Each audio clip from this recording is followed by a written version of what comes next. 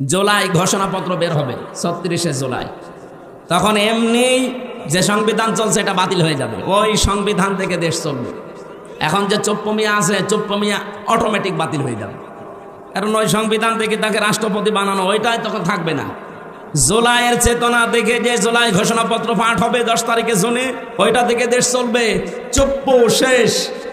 বাকি যারা এতদিন আশায় বুক বেঁধেছিল যা পা চট করে আসবে আর ফট করে ধরবো, এগুলোও শেষ। কারণ যে আশায় ছিলেন যে আর একটা নতুন দল গঠন করব, সে আব্দুল হামিদ ও শয়তান পালিয়েছে। কথা বলছে না কেন?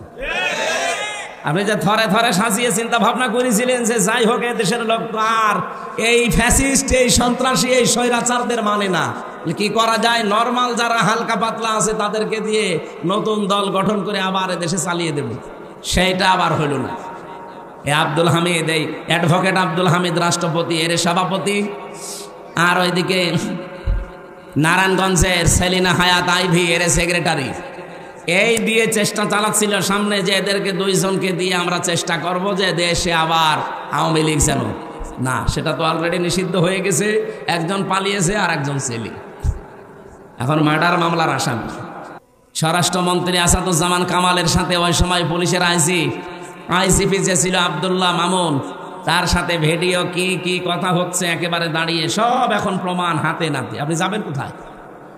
আর বাকি 3 নাম্বার স্থলে ছিল সাবের হোসেন চৌধুরী, আর আরেকজন ছিল ওদিকে কক্সবাজারে। এই দুইজনকে দিয়ে মনে করেছিল 3 নাম্বার স্তরে এদেরকে দিয়ে সাজাবো, সেইটাও গুড়ে বালি। সে সাবের হোসেন চৌধুরীও নেই, আর এই কক্সবাজারে সে বাটা জাফরও এখন জেলে। তাহলে 1 2 3 স্তর স্তরে সব শেষ। আপনি এখন যাবেন কোথায়? যাবেন কোথায় মানে জালেমরা যা করেছে তার পরিণতি ভোগ করা লাগবে না? এই জন্য আগামীতে কেউ যেন আবার এরকম জুলুম করেন না। নিজে যা করেন অপরাধ, আর একজন ভালো মানুষের উপরে ঘাড়ে দোষটা চাপিয়ে নিজে ভালো সাজছে। আপনি যার উপরে দোষ দিতে চান, আপনার বিবেকের কাছে প্রশ্ন করেন, আসলে কি সেই লোকটা অপরাধী? আপনি কার দিকে তাকিয়ে কথা বলেন? বলেন। আমরা আজ 15 বছর যেটা ধরেছিলাম, যাই করুক না কেন কিছুই করার নেই, অনুমতিও পাইনি কোনো জায়গা থেকে। মায়ের খাওয়া লাগবে, জেনে শুনেই মায়ের খাওয়া লাগবে। ভালো মানুষ বাড়ি থেকে ধরে নিয়ে জেলখানায় আটক করে, আবার বাড়ি থেকে টাকা নিলে ছেড়ে দেয়।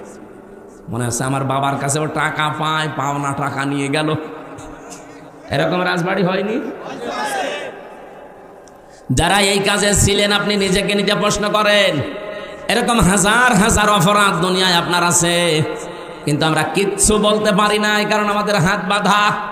আমাদেরকে একটা মিথ্যা ট্যাগ দিয়ে দুর্বল করে রেখেছিল যে আমরা নাকি যুদ্ধ অপরাধী, আমরা নাকি রাজাকার। অথচ এটা পুরা বানোয়াট এখন তামাম দুনিয়া দেখতে পাচ্ছে। সিনেমা বানাতো, নভেল, নাটক, থিয়েটার, বই লিখত, মঞ্চস্থ করতো নাটক পর্যন্ত, মামলা হামলা কেস কাম ছবি ফটো যা দিত। একটা হুজুর মাথায় টুপি আর মুখে দাড়ি দেখলেই মানুষ মনে করতো এটা যুদ্ধ অপরাধী, এটা রাজাকার। অথচ যুদ্ধ অপরাধী বলা হয় যারা যুদ্ধ করে অন্যায়ভাবে তাদের।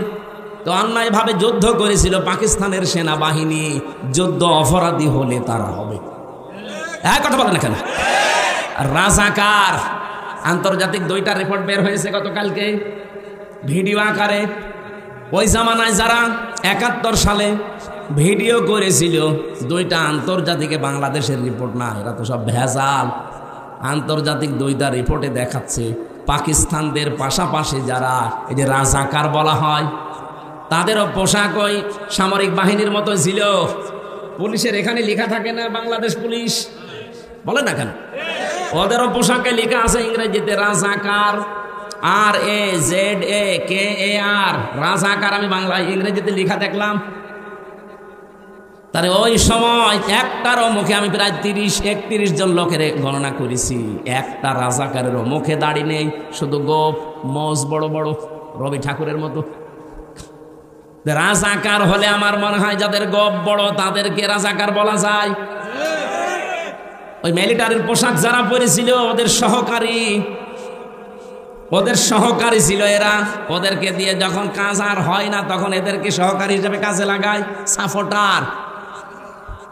একটারও মুখে আমি দাড়ি পেলাম না, মাথায় টুপি পেলাম না, সব মিলিটারির যে পোশাক সেই পোশাক তাদের পরানো, দাড়ি একটারও নেই, শুধু গোপ আছে, প্যান্ট শার্ট পরা। আপনি কেন রাজাকার শুনলে আমার মতো মানুষ দেখলে মনে হয়, কেন যুদ্ধ অপরাধী শুনলে আমার মতো মানুষ দেখলে মনে হয়? আমি তো যুদ্ধ করিও না, যুদ্ধের পক্ষেও ছিলাম না, এইটা আমার অপরাধ। এখন পৃথিবীর মানুষ, বাংলাদেশ তো অলরেডি টের পেয়ে গেছে যে কেন ওই সময় আমরা পাকিস্তানের পক্ষে ছিলাম, ভারতের বিপক্ষে ছিলাম। আজ সারা বাংলাদেশ যেমন আপনি ছোট মানুষকে জিজ্ঞাসা করেন কালকে হয়েছে, পরে যদি বলেন তুমি কোন পন্থী, ওই একবারে বলবে আমি পাকিস্তানের পন্থী। ও জীবনেও ভারতপন্থী বলবে না, কারণ ভারত আল্লাহর ঘর ভেঙে দিচ্ছে। ওই জামানায় ঠিক এই 54 বছর আগে ওরাও এইটাই বুঝেছিল। আমরা 54 বছর পরে যেটা টের পাচ্ছি, ওরা ওই সময় ওটা আগেই বুঝেছিল। আমরা পক্ষ নিয়ে করব কি? এই মাতাল জাতিটা, এই পৃথিবীর নিকৃষ্ট জাতি, এই মুশরিকরা, ওরা যা সাপোর্ট করছে, ওরা যদি 5 টাকা সাহায্য করে 15 টাকা খাবে। এই জন্য হয়তো চুপ ছিল, কিছু বলে নাই। আর তাদের উপরে দোষ চাপিয়ে এতদিন পর্যন্ত কালার তো করেছেনি, আবার এখনো পর্যন্ত কালার করার চেষ্টায় আছে।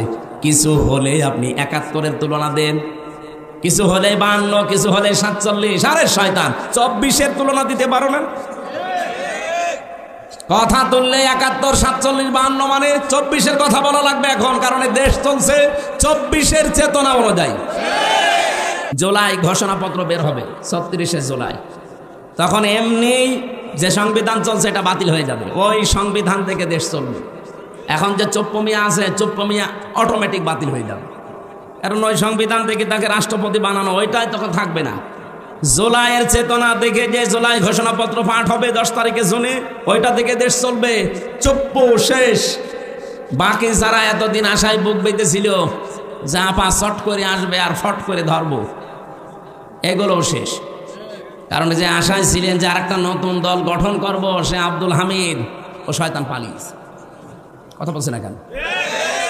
আপনি যে থরে থরে সাজিয়ে চিন্তা ভাবনা করেছিলেন যে যাই হোক দেশের লোক আর এই ফ্যাসিস্ট, এই সন্ত্রাসী, এই স্বৈরাচারদের মানে না, কি করা যায়, নর্মাল যারা হালকা পাতলা আছে তাদেরকে দিয়ে নতুন দল গঠন করে আবার দেশে চালিয়ে দেব, সেইটা আবার হইল না।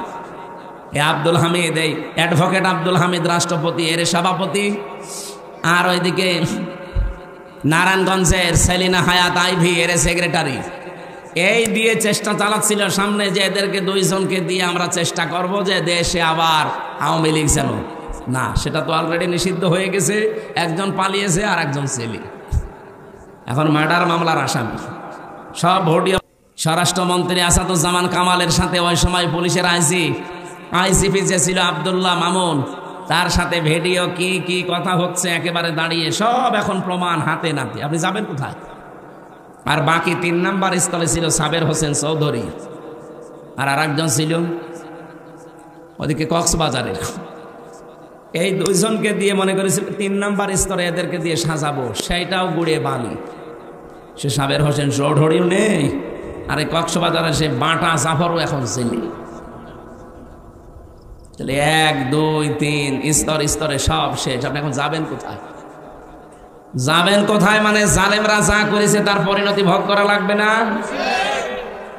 এই জন্য আগামীতে কেউ যেন আবার এরকম জুলুম করেন না। নিজে যা করেন অপরাধ, আর একজন ভালো মানুষের উপরে ঘাড়ে দোষটা চাপিয়ে নিজে ভালো সাজছে। আপনি যার উপরে দোষ দিতে চান, আপনার বিবেকের কাছে প্রশ্ন করেন, আসলে কি সেই লোকটা অপরাধী? আপনি কার দিকে তাকিয়ে কথা বলেন? বলেন। সুস যদি ঝাঁঝরকে বলে, ঝাঁঝর যদি সুসকে বলে যে তোমার পেছনে দেখলাম একটা ফোঁটা করা আছে, এটা মেনে নেওয়া যায়? সুসের তো ফোঁটা কয়টা, আর ঝাঁঝরের? আপনারা যারা দোষ দেন আজ, আপনাদের ফোঁটা কয়টা আপনারা জানেন? রাজবাড়ি বাসী 13 বছর মার খাওয়ার পরে যেহেতু শুধুমাত্র একটা অস্ত্র ছিল যে ধৈর্য, এই শেষ, আর কিছু করা যাবে না। আমরা এই 15 বছরে তাই পেলাম, ধৈর্য, আর কিছু নেই। ঠিক আমার মনে হয় 13 বছর পরে যেমন উসিনা অনুমতি দেওয়া হয়েছিল, আমাদেরও 15 বছর পরে এখন আমরা অনুমতি পেয়ে গেছি।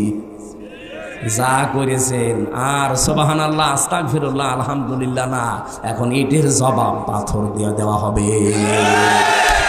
কিছু করে দেখেন তো, হয় থাকবো না যাব। কারণ নবীজি 13 বছরের পর অনুমতি যদি পাই, আমরা 15 বছরের পর পাবো না। 15 বছর অলরেডি পার করে ফেলেছি, সুতরাং অনুমতি এবার পেয়েছি। আল্লাহ পাক বলেন ওয়া ইন্নাল্লাহা আলা নাসরিহিম লাকাদির, অবশ্যই আমি আল্লাহ এই মানুষগুলোর উপরে যাদের অত্যাচার জুলুম নির্যাতন চালানো হয়েছিল এদেরকে সাহায্য করব এবং বিজয় দিতে আমি আল্লাহ সক্ষম। এজন্য কাদির না দিয়ে লাকাদির দিয়েছি। ওয়া ইন্নাল্লাহা আলা নাসরিহিম, অবশ্যই আমি আল্লাহ তাদের উপরে সাহায্য করছি। লাকাদির, এবং অবশ্যই আমি সক্ষম এদেরকে বিজয়ী করতে।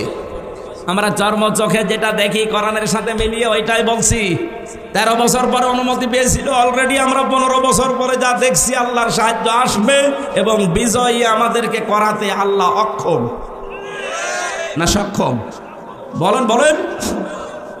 আমি এই লাকাদিরের কদির শব্দ পড়েছিলাম, কদির দিলেও তো অর্থ করে ফেলতাম বাংলায়। আমি আলেম যারা আছে তারা কদির দিলেও অর্থ করতে পারে, তো কদির দিলে কেন? আল্লাহ গ্যারান্টি দিচ্ছে ভাই। আপনি আন্দাজে মমতাজের মতো লাফিয়ে করবেন কি? এ চাপাবাজি করে দেশ চলে? ও বলে সিয়াসিত্তা হাদিস পড়া, বুখারী শরীফ মুসলিম শরীফ সব পড়িস। আমি অনার্স মাস্টার শেষ করলাম, আমার কামেল ছিল ফেকার উপরে, আমি হাদিসের ওপরও কামেল করেছি।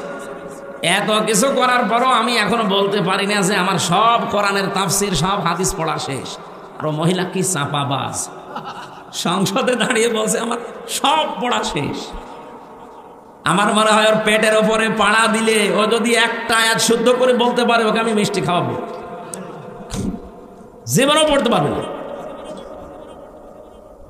এই চাপাবাজি করে করে চলতো।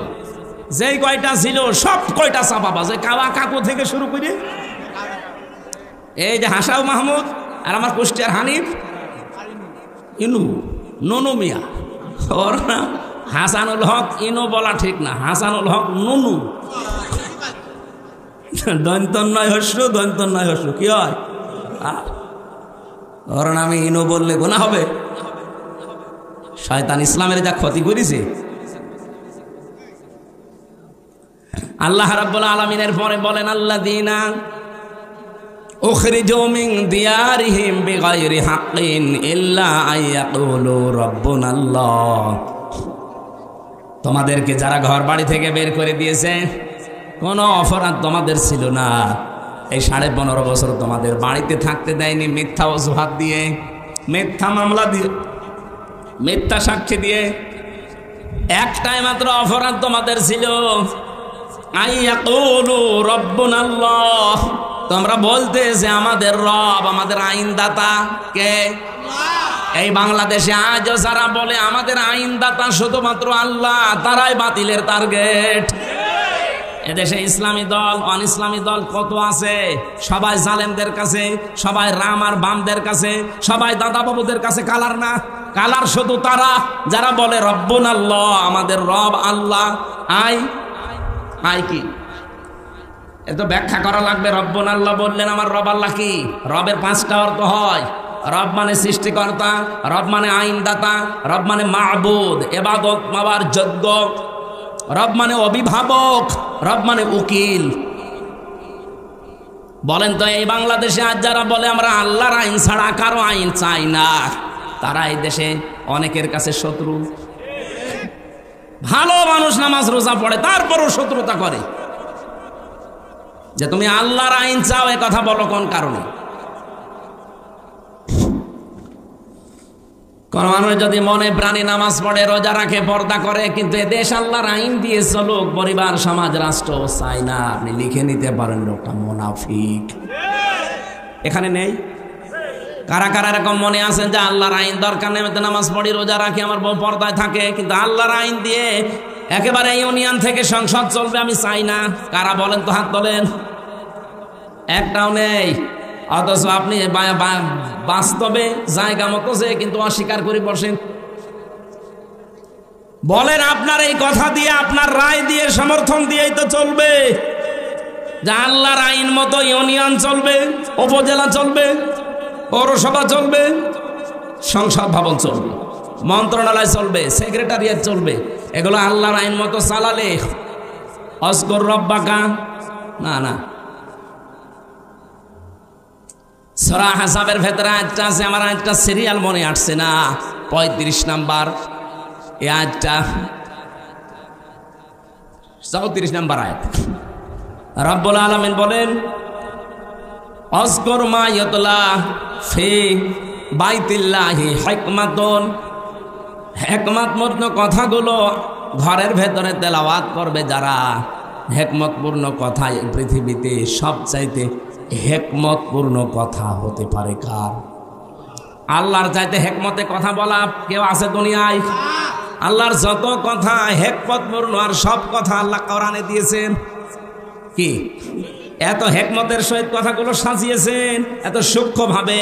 আপনি একটা আয়াত নিয়ে চিন্তা ভাবনা করে যদি পড়ে থাকেন, একটা আয়াতে আপনাকে জান্নাতে নিয়ে চলে যাবে।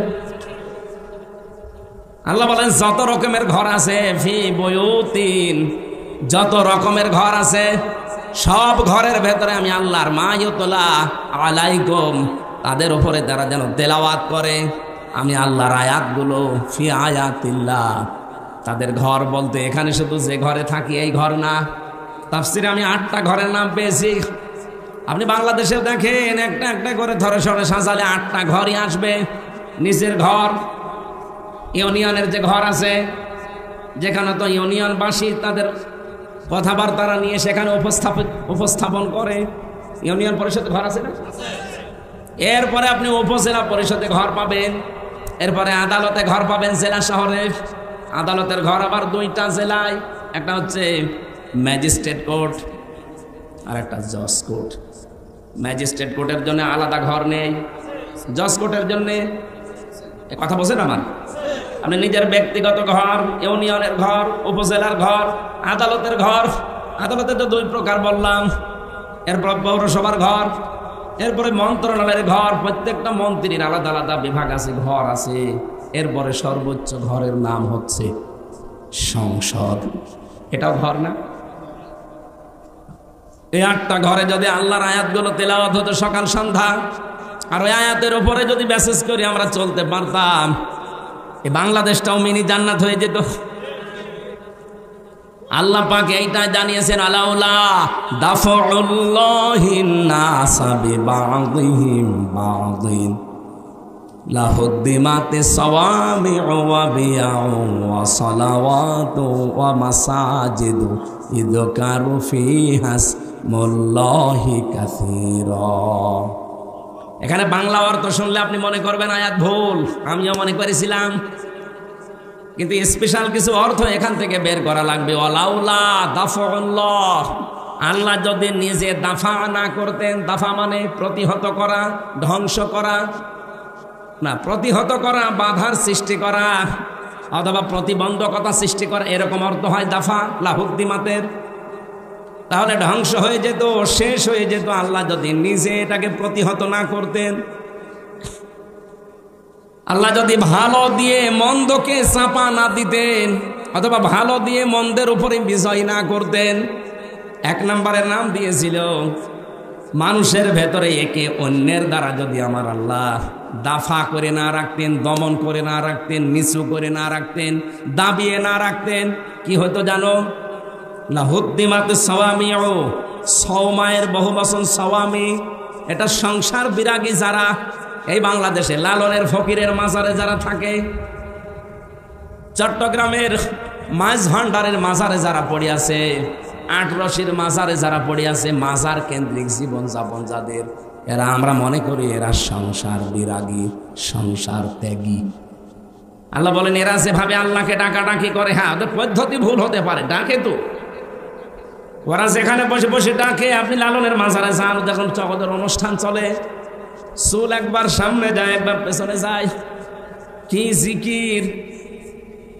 যদিও আল্লাহর নামের সাথে অন্য কাউকে ডেকে তারা শিরিক করে ফেলে, কিন্তু জিকির তো করছে। যার জিকির করুক, জিকির তো করছে সওয়াবের নিয়তে, ভালোর নিয়তে। আল্লাহ বলেন আমি এই সংসার বিরাগীদের ইবাদত খানা ওয়া বিয়াউন, বিয়াউনের বহুবচন বিয়াউন, এটার বাংলা অর্থ গির্জা। গির্জার সমূহ রাখতাম না। সলাওয়াতুন, খ্রিস্টানদের যে সমস্ত উপাসনালয় আছে ওই সমস্তগুলো রাখতাম না। মাসাজিদু, আল্লাহর ঘর, মসজিদের বহু বচন মসজিদ, মাসাজিদ, মসজিদও থাকতো না। ইজকারু ফিহা ইসমুল্লাহি কাসীরা, যেখানে আল্লাহর উচ্চারণগুলো বেশি বেশি হয়, আল্লাহর নামের উচ্চারণ যেখানে বেশি বেশি করা হয়ে থাকে ওই জায়গাগুলো ঠিক থাকতো না, নষ্ট হয়ে যেত, ধ্বংস হয়ে যেত। যদি আল্লাহ এক পক্ষ থেকে আর এক পক্ষকে দাফন করে না দিতেন, দমিয়ে না রাখতেন, নিচু করে না রাখতেন। এর বাংলা অর্থ হচ্ছে যদি আল্লাহ ভালোর দ্বারা মন্দকে মাঝে মাঝে আঘাত না দিতেন তাহলে এই উপাসনালয়গুলো একটাও ঠিক থাকতো না। এই জন্য মাঝে মাঝে আল্লাহ পৃথিবীকে গরম করে দেয়। আপনি তামাম দুনিয়ার দিকে এই সিস্টেমটাই পাবেন। ওয়ালায়ানসুরান্নাল্লাহু মায়ানসুরু, লামে তাকিদ নুনে সাকিলা, দুইটা গ্যারান্টি আছে আয়াতে। এই পৃথিবীতে কেউ যদি আল্লাহ পাককে সাহায্য করে মাস্ট বি সে যেন নিজেকেই সাহায্য করলো। মায়ানসুরুহু, এহুর মারসা তার নিজের দিকে। কেউ যদি আল্লাহকে সাহায্য করে সে যেন নিজেকে সাহায্য করলো। প্রশ্ন আসতে পারে আল্লাহকে পাবো কোথায়? আল্লাহ রাব্বুল আলামিন এই পৃথিবীর সৃষ্টি জগতের ভেতরেই মিশে আছেন। এই জন্য কিয়ামতের ময়দানে আল্লাহ মানুষকে ডাক দিয়ে বলবে আমি ক্ষুধার্ত ছিলাম, আমাকে খাবার দাওনি। লোকজন বলবে আল্লাহ তুমি ক্ষুধার্ত হও কি করে খাবার দেব তোমারে? রাব্বুল আলামিন বলেন গরিব মানুষ তোমার পাশে গিয়ে খাবার চেয়েছিল ক্ষুধার্ত, তাকে যদি খাবার দিতে ওটা আমাকেই দেওয়া হতো। এই জন্য আল্লাহকে সাহায্য করা নিজেকে সাহায্যের নামান্তর। এই পৃথিবীতে আজ ক্ষুধা মুক্ত, দারিদ্র মুক্ত এরকম সমাজ, এরকম রাষ্ট্র উপহার দেওয়ার জন্য কাজ করা লাগবে। আজ বাংলাদেশে ক্ষুধা এবং দারিদ্র মুক্ত করার জন্য সবচাইতে বড় বাধা হচ্ছে দুর্নীতি। এক কথা বলছেন, এ দেশটা ক্ষুধা এবং দারিদ্র মুক্ত করা সম্ভব যদি শুধুমাত্র দুর্নীতি না হয়। আপনি একটু ভাবতে, একটা শুধু পয়েন্ট বলছি, ভাবতে পারেন। আমি বঙ্গবন্ধু টানেল দিয়ে আসছিলাম, 100 বছরের জন্য টানেলটা বানানো চট্টগ্রামে, মাটির নিচে, পানির নিচ দিয়ে বানানো, সাগরের নিচে। ওর নিচ দিয়ে ওই উপরে হচ্ছে বাঁশখালী, আনোয়ারা থানা, ওদিকে কক্সবাজার চলে গেল, আর এদিকে চট্টগ্রাম এয়ারপোর্ট। আমি নিচ দিয়ে যাবার সময় দেখছিলাম 100 বছরের টার্গেট নিয়ে যেটা বানানো, অলরেডি 1.5 বছরের ভেতরে নিচ দিয়ে ফেটে পানি উঠতেছে। এর জন্য যত বাজেট হয়েছিল সব টাকাগুলো যদি এই জায়গায় কাজে লাগাতো 1.5 বছরে না 100 বছরের ভেতরে পানি ওঠা সম্ভব ছিল না। এই যে পাবনার উপরে যে ব্রিজটা বানানো দেখেছেন না, পাকশির ব্রিজ, কি দেখেছেন? হার্ড, এটা কোন থানা? রাজবাড়ি, পাংশা। আর ওইটা হচ্ছে কুষ্টিয়া। আর ভেড়া মারার পাশে ওই যে খুকসা, কি পাংশা, পাকশি। ওটা 100 বছর টার্গেট নিয়ে বানানো ছিল ওই সেতুটা, ওই লোহার সেতু। মাঝে মাঝে ওর পাশে দাঁড়ালে আমার মনে হয় লোহা আছে কত। 100 বছরের টার্গেট নিয়ে বানানি, অলরেডি 100 বছর পার হয়ে গেছে, কিছুই হয়নি।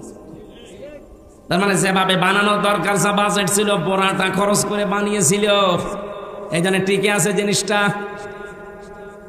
আমি একটা গল্প শুনেছিলাম, আমার দাদার এক চাচাতো ভাই ছিল মাথা খারাপ। ও আমার দাদার কাছে বলছে, ভাই আমি পাকশির ব্রিজ দেখতে গিয়েছিলাম, মনে হচ্ছে 100 কেজি লোহায় আছে। কত কেজি? তার মানে ওই 100-র উপর আর গুনতে পারে না। এই জন্য বলছে যে ব্রিজ দেখে আসলাম, মনে হচ্ছে 100 কেজি লোহায় আছে। ওখানে 100 কেজি, তো একটা লোহায় তো 100 কেজি। কত হাজার হাজার মন লোহা দিয়ে বানানো, 100 বছর টার্গেট নিয়েছে, কিন্তু 100 পার হয়ে আমার মনে হয় আরো 100 বছর যাবে, কিছু হবে না। আর বঙ্গবন্ধু টানেল তার বলা যাচ্ছে না, টনেল হয়ে গেছে। 1.5 বছরে পানি ওঠা আরম্ভ হয়েছে, এখন রিপেয়ারিং করছে। এখন পদ্মা সেতু নিয়ে কাজটা ভালো হয়েছে। বরিশাল, খুলনা বিভাগ আর ঢাকার সাথে ভালো যোগাযোগ ব্যবস্থা হয়েছে। এখন সব রিপোর্ট পাওয়া যাচ্ছে এই সেতুটা যে টাকা দিয়ে বানানো হয়েছে, ওই টাকা দিয়ে 4টা সেতু বানানো যায়। একটা সেতুর টাকা নাই শেষ, এখনো 3টা সেতুর টাকা কই? সব আল্লাহর ওলিরা পাঠিয়েছে বিদেশে। এই জন্য 8 দিন হয়ে গেল জয় সজীব অজের জয় অলরেডি আমেরিকার ভিসা নিয়ে নাগরিকত্ব নিয়ে ওর ফর্ম পর্যন্ত পূরণ করে এখন ওই দেশের নাগরিক। এই দেশে আর ওর না আসলেও চলবে। আমি মালয়েশিয়া ছিলাম কিছুদিন আগে, সিঙ্গাপুরে। মালয়েশিয়াতে যে দোকানে গিয়েছিলাম, 4টা লোক কাজ করে এক দোকানে। এক লোক থাইল্যান্ডে বাড়ি, বাংলাদেশের যশোরের একজন আছে, পাকিস্তানের একজন, আর ভারতের 2 জন। এই লোকগুলো ওখানে কাজ করছে। প্রত্যেকে তার নিজের দেশ থেকে ভিসা পাসপোর্ট করে গেছে। আমাদের দেশ থেকে যে গেছে যশোর থেকে, তার 8.5 লাখ টাকা খরচ। মাসে ইনকাম তার 1.5 লাখ টাকা মাসে, মনে করেন 1.5 লাখ। ও আর একটু বেশি বলেছিল, আমি 1.5 লাখে ধরলাম। ওর পাশের চেয়ারে বসে বসে যে দর্জির কাজ করে, কাপড় চোপড় সেলাই করে, ওর পাশে যে আছে সে, তার বাড়ি হচ্ছে পাকিস্তানে। তার খরচ হয়েছে 2,20,000 টাকা। তারও ইনকাম মাসে ওই 1.5 লাখ। এর পাশে দেখলাম 2 জন সেলাই করছে, তাদেরও মাসে 1.5 লাখ টাকা। তাদের খরচ হয়েছে 1,20,000। এর পাশে একজন থাইল্যান্ডের আছে, সেও কাজ করছে, তার খরচ হয়েছে আসতে 30,000 টাকা বাংলাদেশের টাকায়। পাশের রাষ্ট্র তো 30,000 টাকা খরচ, ইনকাম হচ্ছে 1.5 লাখ। এই যে 5 জনের হিসাব বললাম, 5 জনেরই প্রতি মাসে এই দোকান থেকে ইনকাম, কাপড় চোপড় সেলাই করে 1.5 লাখ করে। কিন্তু খরচের তালিকা মিলান তো, 8.5 লাখ একজনের, 1,20,000 একজনের, 2,20,000 একজনের, 30,000 একজনের। খরচ তো প্রত্যেকের আকাশ পাতাল হয়ে গেছে, কিন্তু উপায় সমান। আমি জিজ্ঞাসা করলাম, এই টাকাগুলো, এত টাকা লাগে? ভারত পাকিস্তান আমরা তো পাশাপাশি, থাইল্যান্ড সেটা দূরে আছে, ওটা মেনে নিলাম, ঠিক আছে। কিন্তু পাশাপাশি থাকতে আমাদের কোথায় 8.5 লাখ আর কোথায় 2,20,000, 1,20,000, এত কেন? আমাদের ওই 2,20,000, 1,20,000 হয়ে যায়, তো বাকি টাকা হাসিনার বোন রেহেনা নেয়। আর ওই যে দরবেশ, ওই দাড়িয়ালা দরবেশ সালমান এফ রহমান আর জয়, এই 3 জন মিলে আল্লাহর ওলিরা ভাগ পায়। শুধু মালয়েশিয়া 257টা দেশ আছে বিশ্বে। যত দেশে যত জায়গায় মানুষ, এই দেশ থেকে প্রায় 1 কোটির উপরে মানুষ থাকে। সব টাকা পয়সা একেবারে চোখ বন্ধ করে থাকলেও তাদের অ্যাকাউন্টে চলে যায়। বলেন সুবহানাল্লাহ। আপনি সুবহানাল্লাহ বলেন। আপনি চিন্তা করতে পারেন? এই জন্য বলছি, দেশটা দাঁড়িয়ে যাবে, কোনো অসুবিধা নেই। এদেশের মানুষ মানুষ না, এটা মানব সম্পদ। শুধুমাত্র দুর্নীতি বন্ধ করা লাগবে।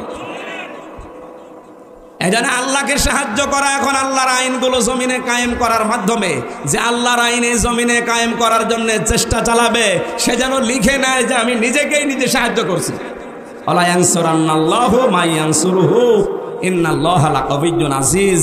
অবশ্যই আমি আল্লাহ লাকাবিয়্যুন আজিজ দিয়েছেন। কাবিয়্যুন আজিজ দিলেও হয়ে যেত, মহাপরিক্রমশালী এবং শক্তিমান। আল্লাযীনা ইম্মাক্কান্নাহুম ফিল আরদি আকামুস সালাহ। বুখারী শরীফের হাদিস এটা। নবীজি বলেন, আল্লাহর এই বান্দার লাশ থেকে তার আলেমের বাড়ি পর্যন্ত রাস্তার দূরত্ব বেশি ছিল, নিজের বাড়ির দূরত্ব কম ছিল। এরপরেও মহান রব্বুল ইজ্জাত ওয়াল জালাল মাটিকে আদেশ দিলেন। মাটির ভেতরে ভূমিকম্প তৈরি হয়ে গেল। লাশকে আমার আল্লাহ আষাঢ় দিয়ে আলেমের বাড়ির দিকে কমপক্ষে 2.5 হাত পর্যন্ত এগিয়ে দিয়েছে। ফেরেশতারা মাপ দিতে গিয়ে দেখে যে নিজের বাড়ি থেকে আলেমের বাড়ি পর্যন্ত দূরত্বর দিক থেকে, লাশের কাছ থেকে আলেমের বাড়ি কাছাকাছি হয়ে গেছে। আল্লাহর সিদ্ধান্ত ছিল যেটা কাছে হবে সেই দিকে যাবে। রব্বুল আলামিন শুধু তার তাওবা করার নিয়ত ছিল, পরিপূর্ণ করতে পারে নাই, তারপরও আল্লাহ তাকে মাফ করে জান্নাতে দিয়ে দিয়েছে।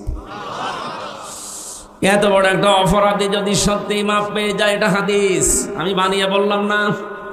আমরা এখানে অত বড় অপরাধী হয়তো নেই, অপরাধ আমাদের জীবনেও আছে, জেনার গোনা আমাদের জীবনে আছে, চুরির গোনা আমাদের জীবনে আছে, সকলখড়ি গোনা, গেবদের গোনা আমাদের জীবনে আছে, মানুষ হত্যা করার গোনা আছে। কারণ বিয়ের পরে কত মানুষ নিজের সন্তান দুনিয়ায় আসার আগে মেরে ফেলেছে, এটাও মানুষ হত্যার শামিল। হয়তো সময় বুঝেছেন কি বসেন নাই, শয়তানের ধোঁকায় হোক, নফসের জালে যে কি খাওয়াবি। বিয়ের কেবল 2 বছর, 1 বছর, 3 বছরও চাইনি, এখন যদি ছেলে মেয়ে হয় মানুষ কি বলবে, এই ভয়তে হলেও হয়তো আমরা ওই সময় বহু মানুষ জেনে না জেনে নিজের সন্তান ছেলে হোক মেয়ে হোক দুনিয়ায় আসতে দেয়নি, আগে মেরে ফেলেছে। এরকম আমাদের দেশে নেই? এটা রেকর্ড হচ্ছে, তো এই জন্য বললাম। তাম পৃথিবীতে যদি এরকম কেউ করে থাকেন যাদের আমল নামার ভেতরে মানুষ হত্যা করার গুনাহ আছে, অথচ মানুষ হত্যা করার শাস্তি হচ্ছে কুতিবা আলাইকুমুল কিসাসু ফিল কতলা। কেউ যদি কোনো মানুষকে মেরে ফেলে তার প্রথম শাস্তি হচ্ছে তাকে মেরে ফেলা লাগবে। এই যে যা করে করুক না কেন ভাই, থাক, এ হবে না। আপনি নিজে দাঁড়িয়ে থাকেন তো। এ কঠিন পরিস্থিতি যারা পার করলাম, ময়দানে, হাসরের ময়দানে, মাহশারে যদি এখন তুলে বলে তোর আমল নামার ভেতরে মানুষ হত্যা করার গুনাহ আছে, তোর আমল নামার ভেতরে চুরি করার গুনাহ আছে, তোর আমল নামার ভেতরে গীবতের গুনাহ আছে, এর ভেতরে চকলখড়ি করার গুনাহ আছে, অন্যের উপরে দোষ চাপিয়ে দেওয়ার গুনাহ আছে, এটা নেই দেশে? নিজে অন্যায় করে, অন্যায়টা একজনের উপরে চাপিয়ে নিজে ভালো সাজে। এই অপরাধ যদি বাংলাদেশে কেউ এখন করে থাকেন, যেহেতু এটা বেশি চলছে, আপনি কান খাড়া করে শোনেন, রিভাব দেন তো, আওয়াজ বাড়িয়ে রিভাব দেন। কোরআনে কারীম জানিয়েছে ওমাইয়াকসিব খাতিয়াতান আও ইসমান সুম্মা ইয়ারমি বিহি বারিয়ান ফাকাদ ইহতামালা বুহতানা ওয়া ইসমান মুবিনা। সূরা নিসা 5 নম্বর পারা 15 নম্বর পৃষ্ঠার 10 নম্বর লাইনের 112 নম্বর আয়াতে আছে। তাফসিরে ইবনে কাসিরে পাবেন, ফি জিলালিল কোরআনে পাবেন, মারিফুল কোরআন। আল্লাহ পাক বলেন, কোন মানুষ যদি এমন কাজ করে, নিজে গুনার কাজ করে,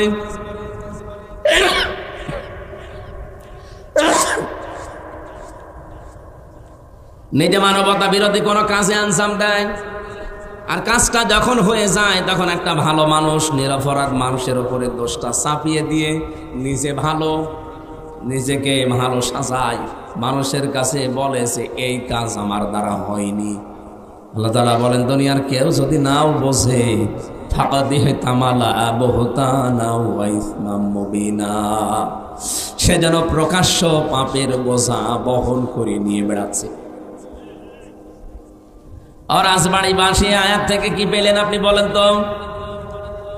কোন নিরপরাধ মানুষের উপরে যদি কি সত্যি কোনো অপরাধ আপনি চাপিয়ে দেন, যে বিষয়ে সে জ্ঞান রাখে না, জানেও না ওই বিষয়টা, আপনি লিখে নিতে পারেন কোরআনের আয়াত, আমি তো 100% বিশ্বাস করি মাস্ট বি ওই অপরাধ দুনিয়ায় আল্লাহ আপনাকে দিয়ে করাবে, এরপরে আপনার মরণ হবে।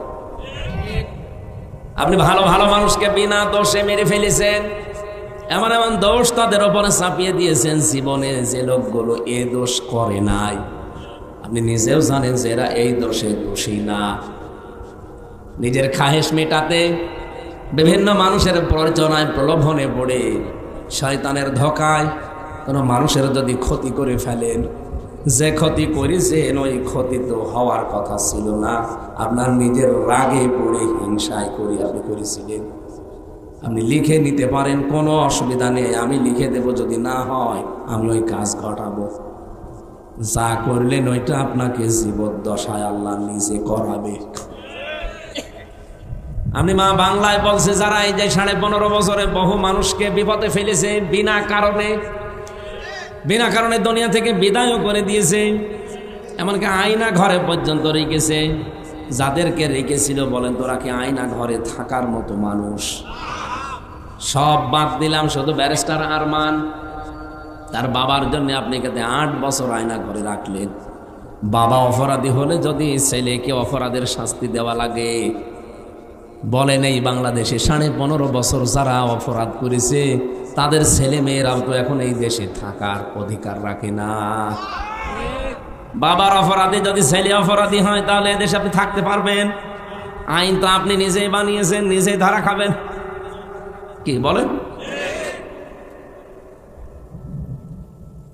এই জন্য আইন বানানোর সময় চিন্তা ভাবনা করে বানাবেন। এখনো যারা দায়িত্বে আছে, আগে তো একটা বুকের ওপরে পাথর চাপা ছিল, মনে করছেন পাথরটা মনে হয় সরিয়ে গেছে। না, আগে তো কথা বলতে দিত না, আর এখন কথা বললে শোনে না। আগে কথা বলতে দিত না এক, আর এখন কথা বললেও শোনে না। কারণ যে কয়টা দায়িত্বে আছে অধিকাংশ গুলো এখন দেখতে পাচ্ছি আল্লাহ, রাসূল এবং মানবতার বিরুদ্ধে।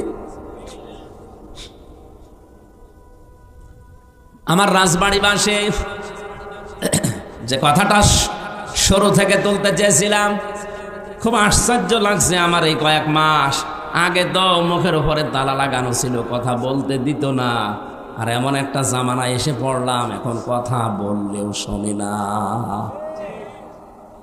অবস্থা এই হয়ে দাঁড়ায়নি? এত কিছু বলছে জনগণ, না কারো কথায় কান দিচ্ছে না। ওই কয়েকটা হিজড়া মহিলা যা বলছে ওদেরই নাকি এই দেশ। ওরা বলছে পৃথিবী তোমার আমার, আর আমরা কি ভাড়া কি? যে কয়টায় রাস্তায় নেমেছে নিজেদের অধিকার আদায়ের জন্য, কি অধিকার আদায় করবেন আপনি? এদেশের ছাত্র জনতা বলেছিল চেয়েছিলাম অধিকার, হয়ে গেলাম রাজাকার। ওরা উল্টিয়ে এখন ওইটা কাজে লাগাচ্ছে, যে চেয়েছিলাম হিস্সা, হয়ে গেছি বেশ্যা। আপনি তো আসলেও বেশ্যা। আপনার গোপন অঙ্গগুলো মানুষকে দেখান, আপনি একটা দাজ্জুস। ঢাকার রাজপথে যে কয়টা মিছিল করছে দেখেন, ওদের দিকে তাকালে আমার মনে হয় শয়তানও বলবে যে আউযুবিল্লাহ নাউযুবিল্লাহ আস্তাগফিরুল্লাহ। যেটা তার স্বামীকে দেখাবে সেইটা দেখাচ্ছে আমাদেরকে। হক আদায় করতেছে।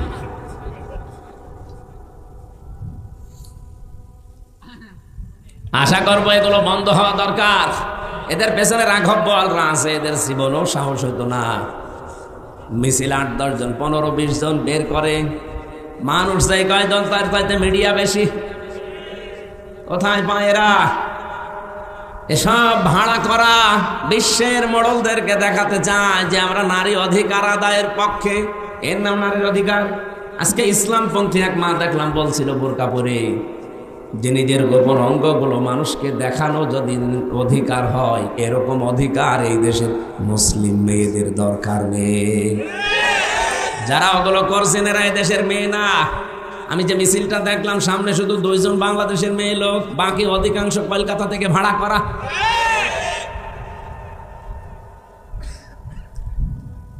এখন আফসোস লাগছে এখন, যে আগে কথা তো বলতে দিত না, এক ঝামেলা ছিলাম, আর এখন কথা বললেও দেশের মানুষ শুনছে না। ওর চাইতে আরো বিপদে আছি। আগে তো বলতে দিত না, চুপ করে থাকতাম, যে যা করছে করুক গা। কিন্তু এখন বইলে করব কি? প্রকাশ্য ইসলামের বিরুদ্ধে, কোরআনের আয়াতের বিরুদ্ধে ওরা হাত দিয়েছে। ওরা বলছে দেহ আমার, সিদ্ধান্ত আমার। আপনি এত বড় কথা বলতে পারলেন এই 92% মুসলমানের দেশে? দেহ আপনার কোন বাবা দিয়েছে? কোরআনে কারীম জানিয়েছে এই দেহের মালিক শুধুমাত্র আল্লাহ। বাবা শুধু বিছানায় ছিল, এতটুকুই শেষ, তাদের আর দায়িত্ব নেই। ওরা বিছানায় 2 জন ছিল, এতটুকুই। বাকি যা করার এই বীর্য থেকে হামজা বানিয়েছে কে? রাব্বুল আলামিন স্মরণ করাচ্ছেন আমাদেরকে, কাইফা তাকফুরুনা বিল্লাহি ওয়া কুনতুম আমওয়াতান ফাআহইয়াকুম সুম্মা ইউমীতুকুম সুম্মা ইউহয়ীকুম সুম্মা ইলাইহি তুরজাউন। বলেন আল্লাহু আকবার। সূরা বাকারার 27 নম্বর 28 নম্বর আয়াতে আছে, আল্লাহ পাক বলেন আমার আফসোস, মানুষ আমার সাথে নাফরমানি করে, আমার এই মানতে চায় না, আমার সিদ্ধান্ত মানে না। বলে দেহ আমার, সিদ্ধান্ত আমার। মানুষ বলে কি করে? অথচ মৃত ছিল। ওরে আমি আল্লাহ নিজে জীবন দিয়েছি, শুধু জীবন দিয়ে ওরে আমি একেবারে শেষ করে দেয়নি, ওরে আবার মরণ দেব। এ কথা কার? ওরে আবার মরণ দেব, ওরে আবার আমার কাছে নিয়ে আসবো। এই জন্য আল্লাহ আয়াত শুরুই করেছেন কাইফা শব্দটা দিয়ে। বালাগাত মানতে আমরা যারা পড়ি, পড়ায় যারা বসি, দেখবেন বালাগাত মানতে গিয়ে কিছু কিছু শব্দ পাওয়া যায়, কোন সেন্টেন্সের আগে যদি আসে বাংলা অর্থ দাঁড়ায় কখনোই হবে না। এই জন্য সে কথায় খুব স্বল্প সময় বলতে চাই, নিজে অপরাধ করবেন, আর নিরপরাধ মানুষ, অজ্ঞাত মানুষ, যে বিষয় এসে জানে না, এরকম একটা দোষ তার উপরে চাপিয়ে তাকে দুনিয়ার সামনে কালার করে দেবেন। আপনি লিখে নিতে পারেন ওই গোনা আপনাকে দিয়ে আল্লাহ দুনিয়ায় করাবেই। এই কথা বলেন না কেন? পাবনার আটঘরে আর উদ্দেশ্যে বলছি, যেটা রেকর্ড হচ্ছে তামাম দুনিয়া যায়। কোরআন শরীফে যারা আগুন দিয়েছেন, যেই দিয়েছেন সে দুর্বৃত্ত, সে সন্ত্রাসী, সে শয়তান। কোন মানব সন্তান কোরআনে আগুন দিতে পারে? যারা দিয়েছেন আপনি তো জানেন যে কে দিয়েছে। যেই হোক, যে দলের লোক হোক, তাকে আমি তাওবা করার আহ্বান জানাই। আর ও যদি তাওবা না করে, ওই রকম মানুষকে কেউ যদি সাপোর্ট করে, ও যেমন কাফের, কোরআনে আগুন দিয়ে আপনি সাপোর্ট করে আপনিও কাফের। এরকম কোন মানুষের জানাজা পড়া জায়েজ আছে? মাটিতে দেওয়া জায়েজ আছে? পরে কবরেও দেওয়া যাবে না, জানাজাও দেওয়া যাবে না। দেবেন কোথায়? শ্মশানে। আজকের সভাপতি না, সভাপতি আসে নাই? ও ঠিক আছে। আওয়াবুল্লাহ ইব্রাহিম সাহেব আজকে সভাপতি ছিল, আসে নাই। বৃষ্টি কি খুব বেশি হচ্ছে? হ্যাঁ, একটু শোনেন নাকি? রাজবাড়িবাসী, আমি আবার এটা রিপিট করছি, যে যেই দোষ করেননি, ওই দোষে যদি দোষী হয়ে থাকেন, আপনি আনন্দিত হবেন। আপনি চিন্তা করবেন যে কোনো অসুবিধা নেই, এই দোষ আমাকে যে দিল, এই দোষে তাকে আল্লাহ দোষী করবে, তাকে অপমান অপদস্থ করবে, এরপরে তার মরণ হবে, যার বাস্তব প্রমাণ হাসিনা। যা যা করেছিল নিরপরাধ মানুষদের উপরে, আল্লাহ তাকে দিয়ে ঠিক ওই অপরাধগুলো আবার করিয়েছে। ওই এতদিন বলি ছড়িয়েছে মানবতা বিরোধী অপরাধী, অথচ আল্লাহ তাকে আজ বিশ্বের সামনে মানবতা বিরোধী অপরাধী বানিয়েছে। তামাম দুনিয়ার 257টা দেশ জানে যে হাসিনা মানুষ হত্যাকারী। কি শুধু এতটুকুই না, ও যে আয়না ঘরে রেখেছিল 8 বছর 10 বছর, আন্তর্জাতিক আদালতে হেগে যে মামলাগুলো হয়েছে, আমার তো মনে হচ্ছে সামনে ওরেও আল্লাহ কপালে লিখে রেখেছে, ওরেও আয়না ঘরে থাকা লাগতে পারে। আর ওপরে আয়না ঘরে আছে। এই আয়না ঘরে একটু কষ্ট বেশি ছিল, একটু শান্তিতে আছে। এই তাছাড়াও কোনে আছে কেউ সেরকম জানে না, ওর সাক্ষাৎ নিষেধ। তো আয়না ঘর না ওটা? আল্লাহ আর কি দেখাবে? সামনে বাকি আছে ও নিরপরাধ মানুষদের যাদের ফাঁসি দিয়েছে, আমার মনে হয় ওরও ফাঁসির দড়ি ঝুলতেছে। দেখেন সামনে সব দেখা যাবে। এইটার দিকে তাকিয়ে আমি বলছি, পাবনার এই ঘটনাকে স্মরণ করায়। যারা এই কাজ করলেন, যার উপরে রাগ করে হিংসা করে করেছেন, আপনি কিন্তু কোরআন শরীফে আগুন দেননি, আপনি আগুন দিয়েছেন নিজের কপালে। এই জন্য যারা এই কাজ করেছেন তাওবা করেন ভাই, স্বীকার করেন। তাওবার নিয়ম কি কি বললাম? প্রথমে স্বীকার করা। প্রথমে কি? এখন স্বীকার করবেন কার কাছে? না না, স্বীকার করবেন অপরাধ যার কাছে, স্বীকার তার কাছে। আপনি যার কাছে দোষ করেছেন তার কাছে স্বীকার করবেন। পাবনার এই অফিসে 150 কোরআনে যারা আগুন লাগিয়েছেন, এই অফিসের মালিক যারা, তাদের কাছে স্বীকার করবেন। যদি ওই অফিসের লোকজনই আগুন দিয়ে থাকে, তারা নিজেরাই জাতির সামনে বলবেন যে আমরা এই কাজ করেছি। ওরা যদি না করে অন্য কেউ করে থাকে, কোন দুর্বৃত্ত যেই হোক, তার জাতির সামনে বলা লাগবে যে আমি করেছি। এটা যদি না করেও শুধু আস্তাগফিরুল্লাহ পড়ে, ওর আস্তাগফিরুল্লাহ হবে না। কি কথা বলেন না কেন? এরকম বহু আস্তাগফিরুল্লাহ পড়া মানুষ আমি পেয়েছি। জেলখানা এক ওসি পেয়েছিলাম আস্তাগফিরুল্লাহ পড়ে। হুজুরের নির্বাচনের আগে আমি বাইরে ছিলাম, রাত 12টার পর থেকে ভোট কাটা আরম্ভ করেছিলাম। যত ভোট পাঁচি কেটেছি, ফজরের আজান দিলে সব বাক্সগুলো জায়গা মতো মাঠিয়ে দিয়েছি। এরপরে গোসল করে ওযু করে নামাজ পড়ে বললাম আস্তাগফিরুল্লাহ। আমার এই তাও বাকি হয়েছে না, কারণ আপনি তো আল্লাহর কাছে দোষ করেননি, আপনি মানুষের অধিকার নষ্ট করেছেন। এটা হকুল্লাহ না, এটা হকুল ইবাদ। আল্লাহর হক নষ্ট করলে আল্লাহ ইচ্ছা করলে মাফও করতে পারে, শাস্তিও দিতে পারে, ওনার ইচ্ছা। কিন্তু হকুল ইবাদ, বান্দার হক যদি কেউ নষ্ট করে থাকে, ওটা আগে তার কাছে স্বীকার করা লাগবে। আর যে হক নষ্ট করেছেন, হককে ফেরত দেওয়া লাগবে। বলেন তো আপনি এই হক ফেরত দেবেন কি করে? এই ওসির 8 বছর জেল, ও জেল থেকে বের হয়ে দেখবে যে যাদের হক আমি নষ্ট করেছিলাম, অনেক ভোটার মরে গেছে। বলেন বলেন, ও তার কাছে মাপ চাবে কি করে? সে তো মরে গেছে। আপনি বলেন নিজের দিকে তাকিয়ে আর ওই অসির দিকে তাকিয়েও কি মাপ পাবে জীবনে? মাপ পাবে কি করে? কারণ আল্লাহর কাছে মাপ চাইলেও তো হবে না, কারণ আল্লাহর কাছে দোষ করে নাই, ও দোষ করেছে ওই 3 লাখ 3.5 লাখ ভোটারের কাছে। এই 3.5 লাখ ভোটার, কত মানুষ তো 8 বছরে মরে যাবে। কি করে আপনি জেল থেকে তাদের বের হয়ে পাবেন? তার মানে আপনি কপালে আগুন লাগিয়েছেন। আমি যে তাওবারে 3টা নিয়ম এমনি এমনি বলি নাই, আমরা দেশের মানুষ অনেকেই মনে করি সবই আল্লাহর কাছে। আল্লাহর কাছে মানে অপরাধ যার কাছে স্বীকার করবেন তার কাছে। সুতরাং পাবনায় কোরআনে আগুন যার কারণে দিয়েছেন, যে দিয়েছেন সে তো জানেন যে আমি দিয়েছি। তার উচিত হবে জনসম্মুখে এসে অথবা ওই অফিসের মালিক যারা তাদের কাছে যে বলা যে ভাই আমি অপরাধ করেছিলাম, এতগুলো কোরআন পড়িয়ে ফেলেছি, আমি আবার 150 কোরআন কিনে দেব। 1 নাম্বার। 2 নাম্বারে সে যেন রাত দিন 24 ঘন্টা অনুশোচনা করে, অনুতপ্ত হয়। 3 নাম্বারে আমি জীবনে আর এরকম কোরআন বিরোধী কোনো কাজ করব না, জীবনের মতো ফিরে আসলাম। এর নাম হচ্ছে তাওবা। এই তাওবার জন্য আল্লাহ আহ্বান জানিয়েছেন, যারা এরকম তাওবা করবে তাদের ওই ডাকাতের মতো আল্লাহ মাফ করে দেবে। ও শুধু একটু নড়াচড়া দিয়েছিল, ওর এই নড়াচড়া দেখে যদি আল্লাহ জমিনকে ভূমিকম্প দিয়ে ওর লাশকে একটা আষাঢ় দিয়ে সামনের দিকে এগিয়ে দিতে পারে। আজ আমাদের মনটা দরকার, ভেতরের অবস্থা কি এটা আপনি জানেন আর আমি নিজে জানি। সুতরাং মন পাল্টান, যার কাছে যে দোষ করেছেন, অপরাধ করেছেন, তার কাছে স্বীকার করে অনুশোচনা করেন, অনুতপ্ত হন। জীবনের মতো আমি আর এই কাজে যাব না বলে ফিরে আসেন। আশা করছি আল্লাহ আমাদের অপরাধ শুধু মাফ করবে না, মাফ করার পরে পুরা জায়গাটা নেকি দিয়ে পাল্টিয়ে দেবে। দরুদ আর সালাম পড়ে আমাদের নির্ধারিত যে আয়াত পড়লাম সূরা হজ 39, 40, 41 নম্বর আয়াত। এত আয়াত তাফসীর মাহফিল আমার পড়া হয় না, একটু বেশি হয়ে গেছে। এটা মক্কার জীবনে বিশ্বনবী 13 বছর মার খেয়েছিলেন। কত বছর? যারা মার দিয়েছিল তারা সব ছিল সন্ত্রাসী।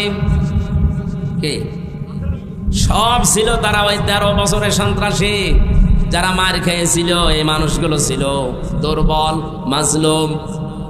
আল্লাহ রাব্বুল আলামিন 13টা বছর তাদের এই জুলুম, অত্যাচার, নির্যাতন দেখার পরে অনুমতি দিলেন। উযিনা লিল্লাযীনা ইউকাতালুনা বিআন্নাহুম যুলিমু। অনুমতি দেওয়া হলো, এটা মসুলের সিগা। অনুমতি দেওয়া হলো তাদের জন্যে যাদেরকে এতদিন পর্যন্ত জুলুম, নির্যাতন, অত্যাচার, হত্যা করা হয়েছে। বিআন্নাহুম যুলিমু, কারণ তাদের উপরে জুলুম করা হয়েছিল, এই জন্য আমি অনুমতি আজকে দিলাম। এতদিন পর্যন্ত 13 বছর সাহাবা ইকরাম অনুমতি পাননি জিহাদ করার জন্যে, যুদ্ধ করার জন্যে, পাল্টা আক্রমণ করার জন্যে। হ্যাঁ, এতদিন তাদের যুদ্ধ, জিহাদ, পাল্টা আক্রমণ ছিল শুধুমাত্র ধৈর্য। শুধু কি?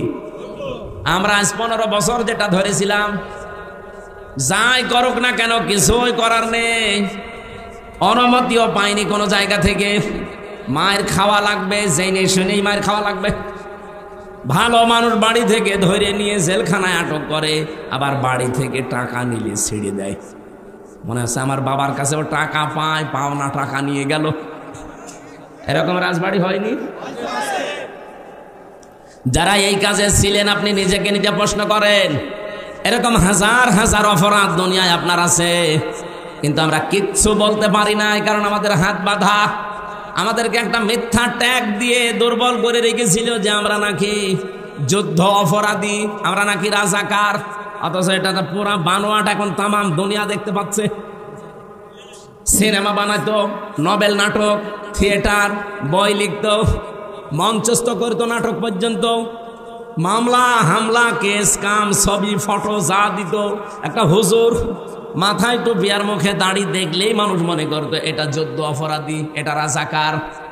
অথচ যুদ্ধ অপরাধী বলা হয় যারা যুদ্ধ করে অন্যায়ভাবে তাদের। তো অন্যায়ভাবে যুদ্ধ করেছিল পাকিস্তানের সেনাবাহিনী, যুদ্ধ অপরাধী হলে তারা হবে। এক কথা বলেন না কেন? রাজাকার আন্তর্জাতিক 2টা রিপোর্ট বের হয়েছে গতকালকে ভিডিও আকারে। ওই জামানায় যারা 71 সালে ভিডিও করেছিল, 2টা আন্তর্জাতিকে, বাংলাদেশের রিপোর্ট না, এরা তো সব ভেজাল। আন্তর্জাতিক 2টা রিপোর্টে দেখাচ্ছে পাকিস্তানদের পাশাপাশি যারা এই যে রাজাকার বলা হয়, তাদেরও পোশাক ওই সামরিক বাহিনীর মতো ছিল। পুলিশের এখানে লেখা থাকে না বাংলাদেশ পুলিশ, বলে না কেন? ওদেরও পোশাকে লেখা আছে ইংরেজিতে রাজাকার, RAZAKAR, রাজাকার। আমি বাংলা ইংরেজিতে লেখা দেখলাম।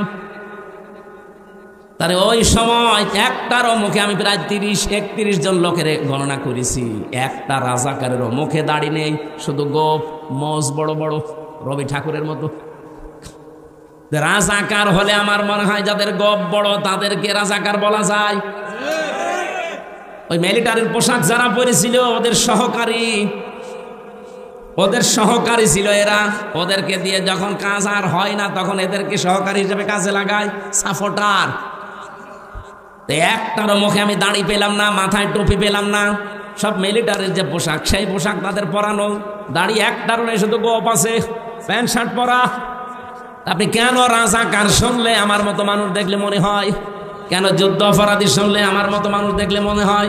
আমি তো যুদ্ধ করিও না, যুদ্ধের পক্ষেও ছিলাম না, এইটা আমার অপরাধ। এখন পৃথিবীর মানুষ, বাংলাদেশ তো অলরেডি টের পেয়ে গেছে যে কেন ওই সময় আমরা পাকিস্তানের পক্ষে ছিলাম, ভারতের বিপক্ষে ছিলাম। আজ সারা বাংলাদেশ যেমন আপনি ছোট মানুষকে জিজ্ঞাসা করেন কালকে হয়েছে, ওরা যদি বলেন তুমি কোন পন্থী, ওই একবারে বলবে আমি পাকিস্তানের পন্থী। ও জীবনেও ভারতপন্থী বলবে না, কারণ ভারত আল্লাহর ঘর ভেঙে দিচ্ছে। ওই জামানায় ঠিক এই 54 বছর আগে ওরাও এইটাই বুঝেছিল। আমরা 54 বছর পরে যেটা টের পাচ্ছি, ওরা ওই সময় ওটা আগেই বুঝেছিল। আপনি পক্ষ নিয়ে করবো কি? এই মাতাল জাতিটা, এই পৃথিবীর নিকৃষ্ট জাতি, এই মুশরিকরা, ওরা যা সাপোর্ট করছে, ওরা যদি 5 টাকা সাহায্য করে 15 টাকা খাবে। এই জন্য হয়তো চোপ ছিল, কিছু বলে নাই। আর তাদের উপরে দোষ চাপিয়ে এতদিন পর্যন্ত কালার তো করেছেনি, আবার এখনো পর্যন্ত কালার করার চেষ্টায় আছে।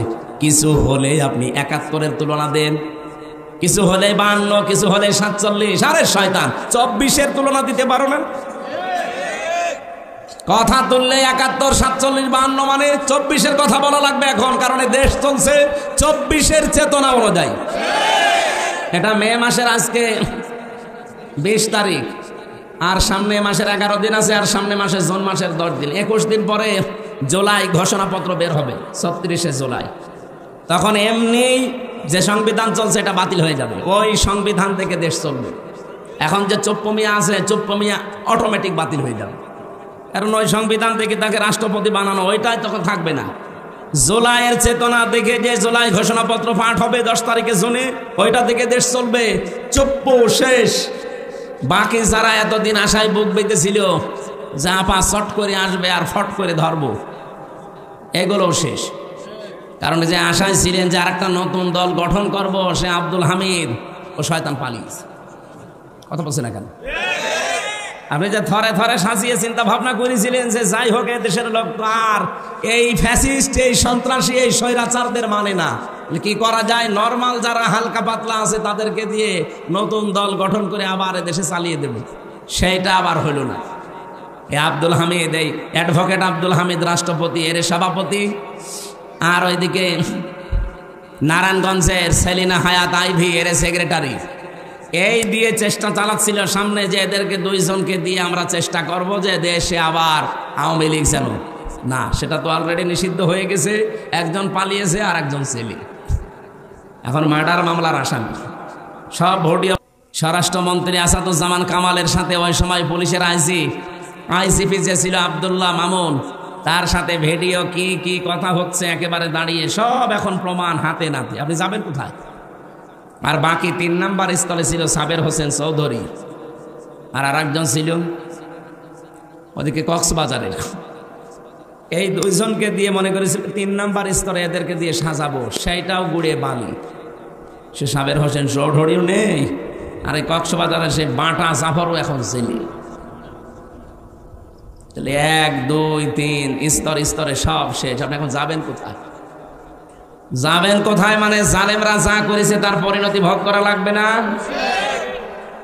এই জন্য আগামীতে কেউ যেন আবার এরকম জুলুম করেন না। নিজে যা করেন অপরাধ, আর একজন ভালো মানুষের উপরে ঘাড়ে দোষটা চাপিয়ে নিজে ভালো সাজছে। আপনি যার উপরে দোষ দিতে চান আপনার বিবেকের কাছে প্রশ্ন করেন, আসলে কি সেই লোকটা অপরাধী? আপনি কার দিকে তাকিয়ে কথা বলেন? বলেন। সুস যদি ঝাঁঝরকে বলে, ঝাঁঝর যদি সুসকে বলে যে তোমার পেছনে দেখলাম একটা ফোঁটা করা আছে, এটা মেনে নেওয়া যায়? সুসের তো ফোঁটা কয়টা, আর ঝাঁঝরের? আপনারা যারা দোষ দেন আজ, আপনাদের ফোঁটা কয়টা আপনারা জানেন? আর রাজবাড়ি বাসী 13 বছর মার খাওয়ার পরে যেহেতু শুধুমাত্র একটা অস্ত্র ছিল যে ধৈর্য, এই শেষ, আর কিছু করা যাবে না। আমরা এই 15 বছরে তাই পেলাম, ধৈর্য, আর কিছু নেই। ঠিক আমার মনে হয় 13 বছর পরে যেমন ওসিনা অনুমতি দেওয়া হয়েছিল, আমাদেরও 15 বছর পরে এখন আমরা অনুমতি পেয়ে গেছি। যা করেছেন আর সুবহানাল্লাহ, আস্তাগফিরুল্লাহ, আলহামদুলিল্লাহ না, এখন ইটের জবাব পাথর দিয়ে দেওয়া হবে। কিছু করে দেখেন তো, হয় থাকবো না যাব। কারণ নবীজি 13 বছরের পর অনুমতি যদি পাই, আমরা 15 বছরের পর পাবো না। 15 বছর অলরেডি পার করে ফেলেছি, সুতরাং অনুমতি এবার পেয়েছি। আল্লাহ পাক বলেন, ওয়া ইন্নাল্লাহা আলা নাসরিহিম লাকাদির, অবশ্যই আমি আল্লাহ এই মানুষগুলোর উপরে যাদের অত্যাচার, জুলুম, নির্যাতন চালানো হয়েছিল এদেরকে সাহায্য করব এবং বিজয় দিতে আমি আল্লাহ সক্ষম। এজন্য কাদির না দিয়ে লাকাদির দিয়েছি। ইন্নাল্লাহা আলা নাসরিহিম, অবশ্যই আমি আল্লাহ তাদের উপরে সাহায্য করছি। লাকাদির, এবং অবশ্যই আমি সক্ষম এদেরকে বিজয়ী করতে।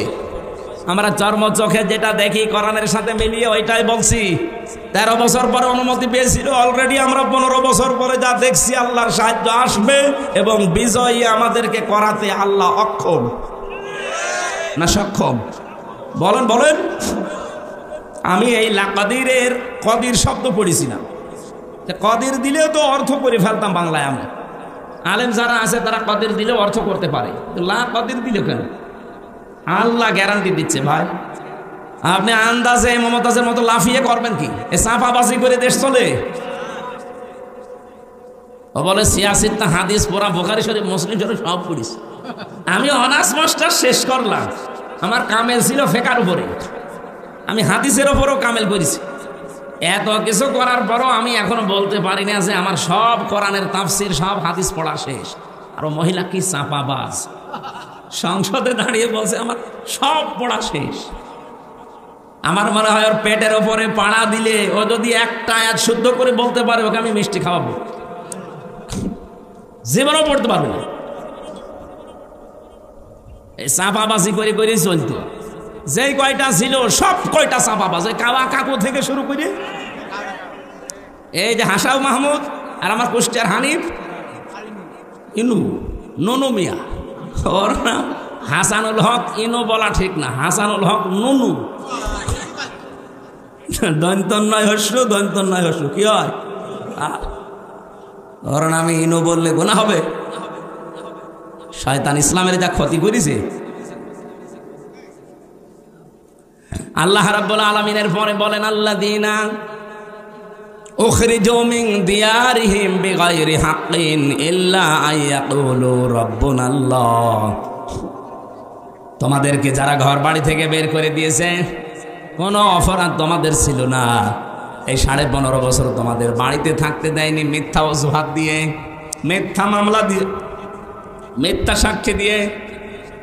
একটাই মাত্র অপরাধ তোমাদের ছিল, আইয়াকুলু রাব্বুনাল্লাহ, তোমরা বলতে যে আমাদের রব, আমাদের আইনদাতা কে? এই বাংলাদেশে আজও যারা বলে আমাদের আইনদাতা শুধুমাত্র আল্লাহ, তারাই বাতিলের টার্গেট। এদেশে ইসলামী দল, অন ইসলামী দল কত আছে, সবাই জালেমদের কাছে, সবাই রাম আর বামদের কাছে, সবাই দাদা বাবুদের কাছে। কালার না, কালার শুধু তারা যারা বলে রব্বুনাল্লাহ, আমাদের রব আল্লাহ। আই কি এত ব্যাখ্যা করা লাগবে? রব্বুনাল্লাহ বললেন, আমার রব আল্লাহ কি? রবের 5টা অর্থ হয়। রব মানে সৃষ্টিকর্তা, রব মানে আইনদাতা, রব মানে মাবুদ, ইবাদত পাওয়ার যোগ্য, রব মানে অভিভাবক, রব মানে উকিল। বলেন তো, এই বাংলাদেশে আজ যারা বলে আমরা আল্লাহর আইন ছাড়া কারো আইন চাই না, তারা এই দেশে অনেকের কাছে শত্রু। ভালো মানুষ নামাজ রোজা পড়ে তারপরও শত্রুতা করে যে তুমি আল্লাহর আইন চাও, এ কথা বলো কোন কারণে? কোন মানুষ যদি মনে প্রাণী নামাজ পড়ে, রোজা রাখে, পর্দা করে, কিন্তু এ দেশ আল্লাহর আইন দিয়ে চলুক, পরিবার, সমাজ, রাষ্ট্র চাই না, আপনি লিখে নিতে পারেন লোকটা মুনাফিক। এখানে নেই? কারা কারা এরকম মনে আছেন যে আল্লাহর আইন দরকার নেই, আমি তো নামাজ পড়ি, রোজা রাখি, আমার বউ পর্দায় থাকে, কিন্তু আল্লাহর আইন দিয়ে একেবারে ইউনিয়ন থেকে সংসদ চলবে আমি চাই না? কারা বলেন তো, হাত তোলেন। একটাও নেই। অথচ আপনি বাস্তবে জায়গা মতো যে কিন্তু অস্বীকার করে বসেন। বলেন আপনার এই কথা দিয়ে, আপনার রায় দিয়ে, সমর্থন দিয়েই তো চলবে যে আল্লাহর আইন মতো ইউনিয়ন চলবে, উপজেলা চলবে, পৌরসভা চলবে, সংসদ ভবন চলবে, মন্ত্রণালয় চলবে, সেক্রেটারিয়েট চলবে। এগুলো আল্লাহর আইন মতো চালালে অস্কর রব্বাকা না না। সূরা আহজাবের ভেতরে আয়াতটা আছে, আমার আয়াতটা সিরিয়াল মনে আসছে না, 35 নাম্বার এই আয়াতটা, 34 নাম্বার আয়াত। রব্বুল আলামিন বলেন, অজকর মা ইয়াতলা ফি বাইতিল্লাহি হিকমাতুন, হিকমতপূর্ণ কথাগুলো ঘরের ভেতরে তেলাওয়াত করবে যারা। হিকমতপূর্ণ কথা এই পৃথিবীতে সবচাইতে হিকমতপূর্ণ কথা হতে পারে কার? আল্লাহর চাইতে হিকমতে কথা বলা কেউ আছে দুনিয়ায়? আল্লাহর যত কথা হিকমতপূর্ণ, আর সব কথা আল্লাহ কোরআনে দিয়েছেন। কি এত হিকমতের সহিত কথাগুলো সাজিয়েছেন, এত সূক্ষ্মভাবে। আপনি একটা আয়াত নিয়ে চিন্তা ভাবনা করে যদি পড়ে থাকেন, একটা আয়াতে আপনাকে জান্নাতে নিয়ে চলে যাবে। আল্লাহ বলেন যত রকমের ঘর আছে, ফি বুয়ুতিন, যত রকমের ঘর আছে, সব ঘরের ভেতরে আমি আল্লাহর মা ইউতলা আলাইকুম, তাদের উপরে তারা যেন তেলাওয়াত করে আমি আল্লাহর আয়াতগুলো। ফি আয়াতিল্লাহ, তাদের ঘর বলতে এখানে শুধু যে ঘরে থাকি এই ঘর না। তাফসিরে আমি 8টা ঘরের নাম পেয়েছি। আপনি বাংলাদেশেও দেখেন একটা একটা করে ধরে সরে সাজালে 8টা ঘরই আসবে।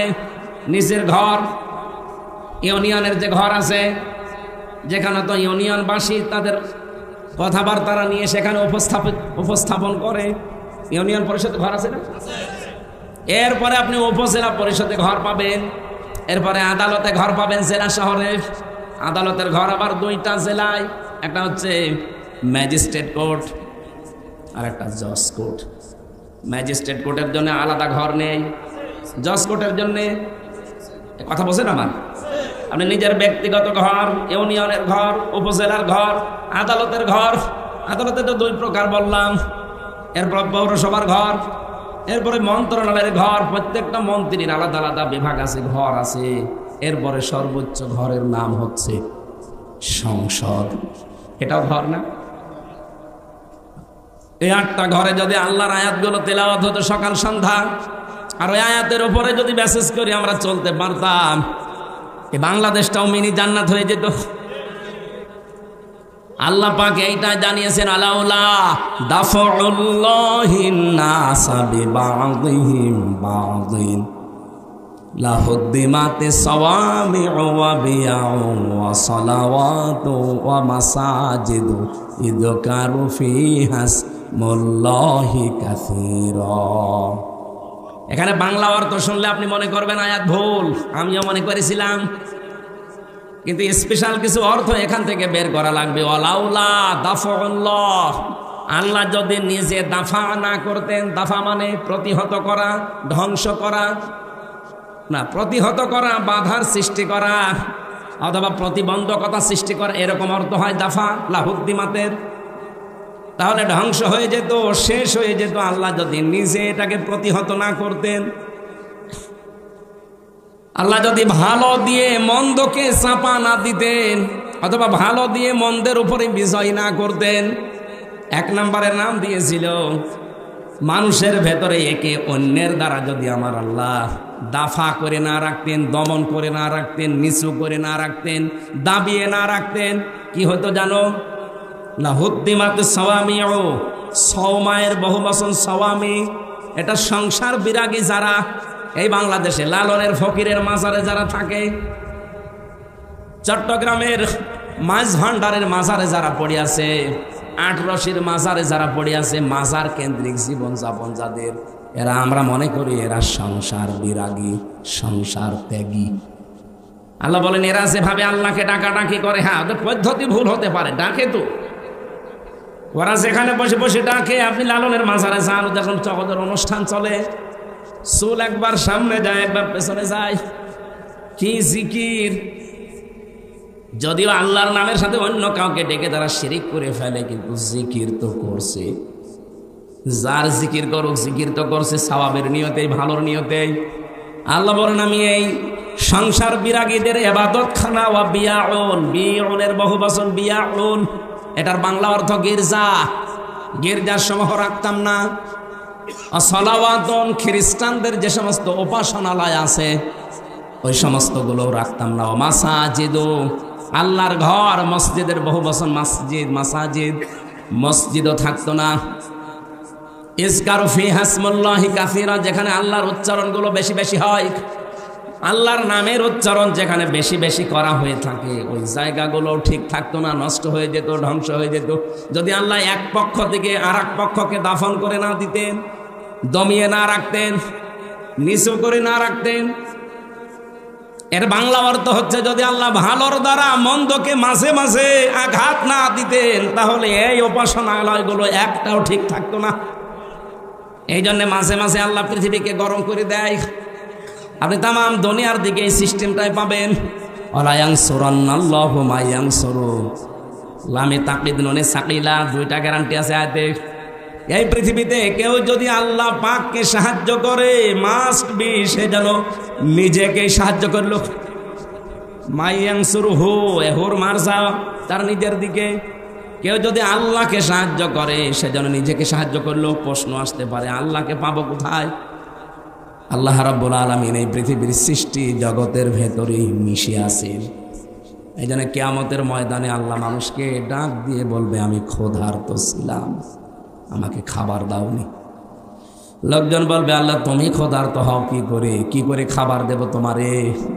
রাব্বুল আলামিন বলেন গরিব মানুষ তোমার পাশে গিয়ে খাবার চেয়েছিল, ক্ষুধার্ত, তাকে যদি খাবার দিতে ওটা আমাকেই দেওয়া হতো। এই জন্য আল্লাহকে সাহায্য করা নিজেকে সাহায্যের নামান্তর। এই পৃথিবীতে আজ ক্ষুধামুক্ত, দারিদ্র মুক্ত এরকম সমাজ, এরকম রাষ্ট্র উপহার দেওয়ার জন্য কাজ করা লাগবে। আজ বাংলাদেশে ক্ষুধা এবং দারিদ্র মুক্ত করার জন্য সবচাইতে বড় বাধা হচ্ছে দুর্নীতি। এই কথা বলছেন? এদেশটা ক্ষুধা এবং দারিদ্র মুক্ত করা সম্ভব যদি শুধুমাত্র দুর্নীতি না হয়। আপনি একটু ভাবতে, একটা শুধু পয়েন্ট বলছি, ভাবতে পারেন। আমি বঙ্গবন্ধু টানেল দিয়ে আসছিলাম, 100 বছরের জন্য টানেলটা বানানো চট্টগ্রামে, মাটির নিচে, পানির নিচ দিয়ে বানানো, সাগরের নিচে, ওর নিচ দিয়ে ওই উপরে হচ্ছে বাঁশখালী, আনোয়ারা থানা, ওদিকে কক্সবাজার চলে গেল, আর এদিকে চট্টগ্রাম এয়ারপোর্ট। আমি নিচ দিয়ে যাবার সময় দেখছিলাম 100 বছরের টার্গেট নিয়ে যেটা বানানো, অলরেডি 1.5 বছরের ভেতরে নিচ দিয়ে ফেটে পানি উঠতেছে। এর জন্য যত বাজেট হয়েছিল সব টাকাগুলো যদি এই জায়গায় কাজে লাগাতো, 1.5 বছরে না 100 বছরের ভেতরে পানি ওঠা সম্ভব ছিল না। এই যে পাবনার উপরে যে ব্রিজটা বানানো দেখেছেন না, পাকশির ব্রিজ, কি দেখেছেন? হার্ড, এটা কোন থানা? রাজবাড়ি, পাংশা। আর ওইটা হচ্ছে কুষ্টিয়া। আর ভেড়া মারার পাশে ওই যে খুকসা, কি পাংশা, পাকশি। ওটা 100 বছর টার্গেট নিয়ে বানানো ছিল ওই সেতুটা, ওই লোহার সেতু। মাঝে মাঝে ওর পাশে দাঁড়ালে আমার মনে হয় লোহা আছে কত। 100 বছরের টার্গেট নিয়ে বানানি, অলরেডি 100 বছর পার হয়ে গেছে, কিছুই হয়নি। তার মানে যেভাবে বানানোর দরকার, যা বাজেট ছিল পুরাটা খরচ করে বানিয়েছিল, এই জন্য টিকে আছে জিনিসটা। আমি একটা গল্প শুনেছিলাম, আমার দাদার এক চাচাতো ভাই ছিল মাথা খারাপ। ও আমার দাদার কাছে বলছে, ভাই আমি পাকশির ব্রিজ দেখতে গিয়েছিলাম, মনে হচ্ছে 100 কেজি লোহায় আছে। কত কেজি? তার মানে ওই 100-র উপর আর গুনতে পারে না। এই জন্য বলছে যে ব্রিজ দেখে আসলাম, মনে হচ্ছে 100 কেজি লোহায় আছে। ওখানে 100 কেজি? তো একটা লোহায় তো 100 কেজি। কত হাজার হাজার মন লোহা দিয়ে বানানো, 100 বছর তার গেট নিয়েছে, কিন্তু 100 পার হয়ে আমার মনে হয় আরো 100 বছর যাবে, কিছু হবে না। আর বঙ্গবন্ধু টানেল তার বলা যাচ্ছে না, টনেল হয়ে গেছে।